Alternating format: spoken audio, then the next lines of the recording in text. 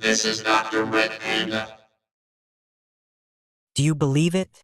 The most sacred person in the world once hosted an erotic competition party within the resplendent halls of a golden, magnificent church.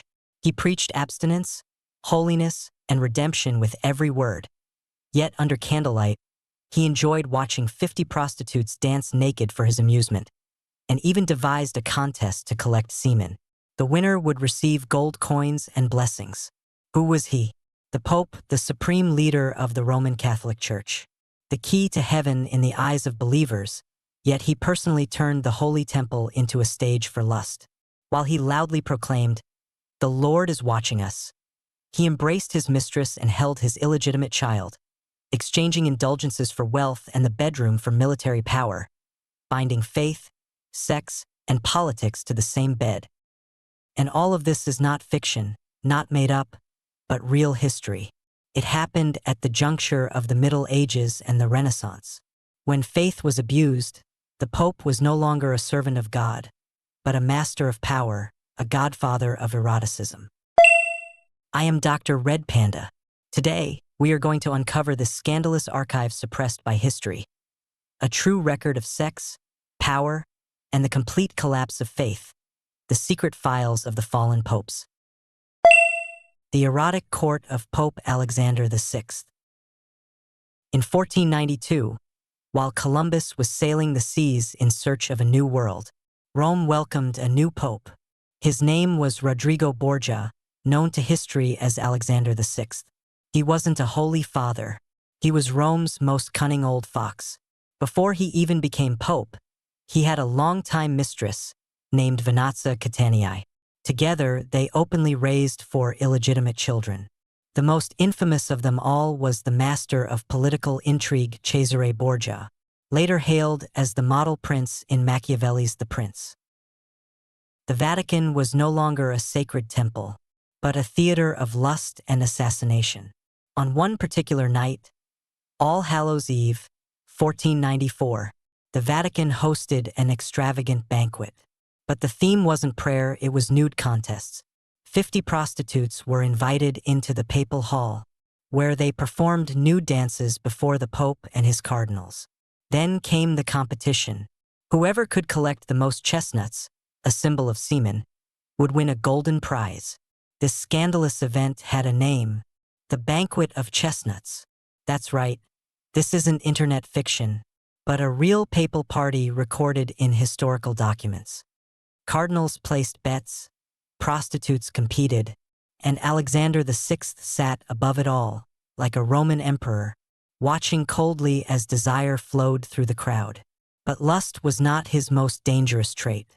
What made him truly formidable was his ability to weaponize sex as a tool for power. He appointed his son Cesare as a bishop and used his daughter, Lucrezia Borgia, as a pawn in a series of political marriages. Though later labeled a poisonous femme fatale, she was, in truth, just another piece in her father's game of sex and power. Sex and power for sale, the institutional corruption of the church. You might think, maybe it was just a few outrageous popes. But no, sexual commerce within the church wasn't a scandalous exception. It was public, routine, and institutionalized. By the late Middle Ages, positions in the Vatican were no longer appointed by divine calling, but sold outright for money. Want to become a bishop? Place your bid. And if you didn't have enough cash, then find a well-connected mistress to vouch for you. One cardinal once privately admitted, "When we evaluate a candidate, the first thing we look at is the woman behind him." And so, a mocking term began circulating within the church: episcopi meretricii, bishops who rose through the ranks thanks to prostitutes. Some bishops didn't even try to hide it. They openly traveled with female attendants on church inspections. Officially labeled as assistants, these women were in fact mistresses, lovers, and often intermediaries in political dealings. And the church turned a blind eye, as long as the payments kept flowing and the faithful didn't revolt. No one asked who you brought along. More shockingly, sex wasn't just a moral failing. It became part of the economic structure of the church. In cities like Rome, Avignon, and Naples, the church tolerated the existence of brothels and even collected taxes from them. These funds weren't hidden. They were openly included in church budgets, used to finance the construction of St. Peter's Basilica, pay cardinal salaries, and even arm the papal guard. One Vatican financial ledger clearly states, revenue from a certain brothel, allocated to the wages of church soldiers. Yes, you heard that right. The coins tossed into donation boxes by pious believers might indeed have built a chapel tower, but they might also have come from a prostitute's monthly tax bill. And the church's sexual economy wasn't limited to women. In the 16th century, documents revealed that some cardinals kept private boys' choirs. Young boys, carefully educated, well-mannered, trained to sing hymns, and to serve in other, more secretive ways. They were called singing angels, but their duties went far beyond music. By day, they chanted before altars. By night, they were led into cardinals' private chambers. These scandals became the talk of towns, even appearing in satirical cartoons. And yet, even when exposed, the perpetrators were shielded. The church's justification? They remained servants of the Lord. Yes, even when caught red-handed, even when guilt was undeniable. If your rank was high enough, your sins could be forgiven, your actions repainted as holy mystery. In that era, sacred wasn't a moral standard. It was a protective shield, one that concealed lust and cloaked corruption in robes of divine authority. The marketplace of lust and power, the women inside the papal palace.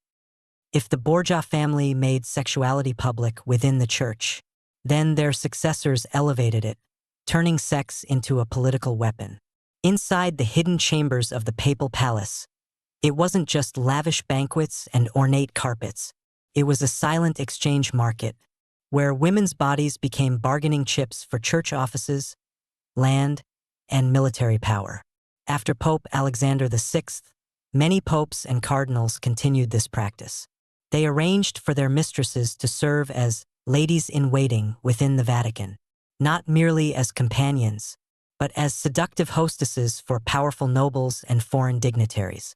The church not only turned a blind eye to these special attendants, it funded their living expenses and housing. These women were no secret.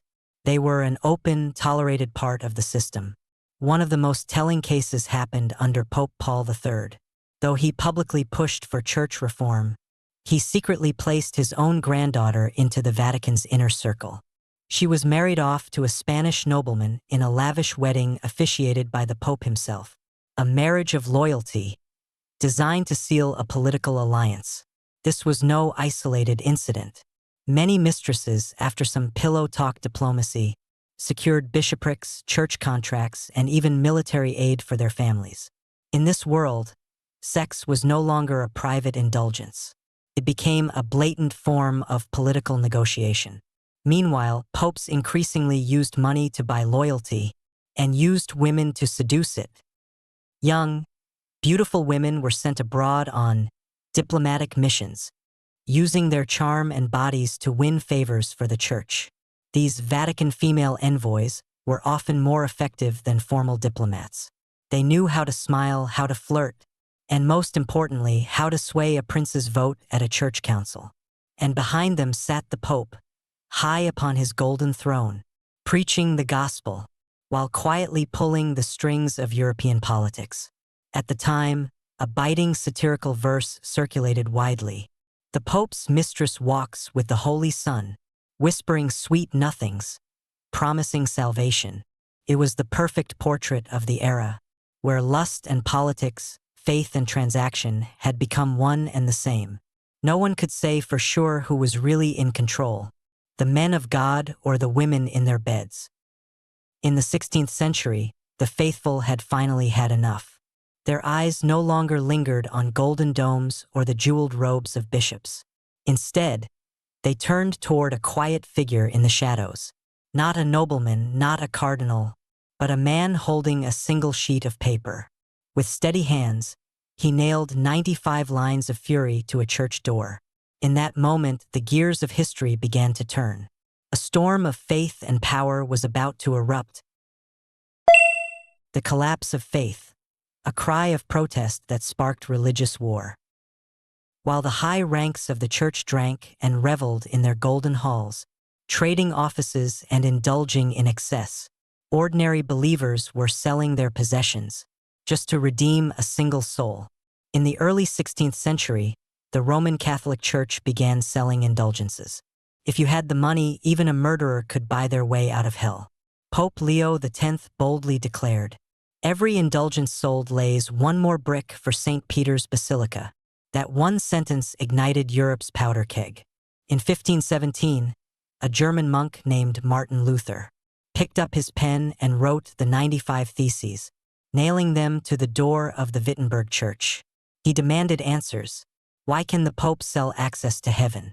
Why has faith become a price list? This wasn't just a protest. It was a revolution. With the rise of the printing press, Luther's voice spread like wildfire across Europe. People began to awaken. The church is no longer the voice of God. It's the tool of the greedy.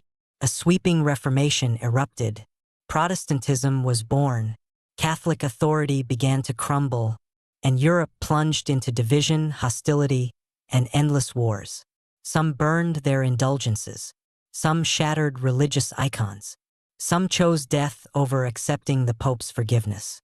But how did the church respond to the rebellion? Not with repentance, but with concealment. Sexual records, papal family trees, scandalous documents, many were secretly destroyed. A mountain of historical evidence was sealed away in the Vatican secret archives, forbidden to the public. Meanwhile, the church launched its counter-reformation. The Inquisition rose, and a ruthless purge began.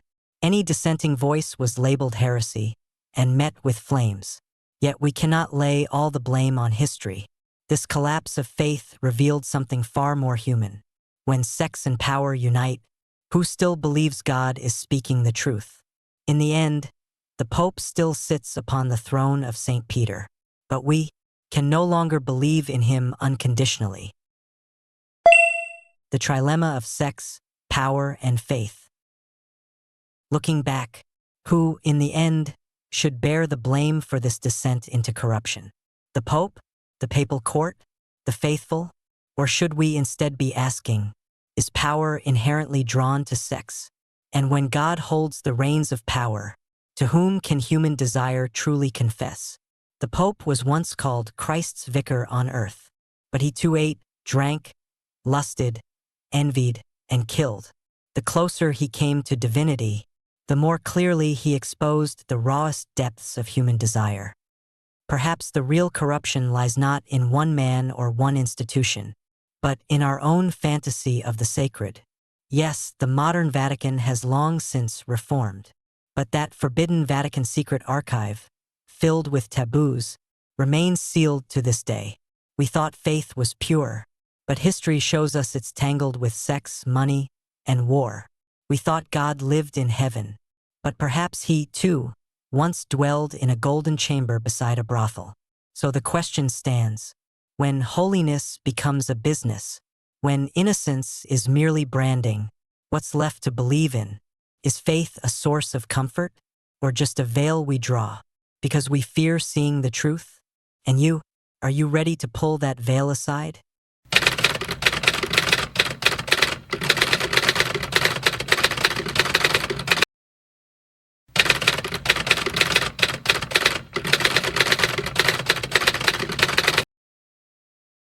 And that's a wrap for this episode of the video. I'm DR.RED Panda. If you found this video helpful, don't forget to subscribe and give it a thumbs up. Until next time, take care.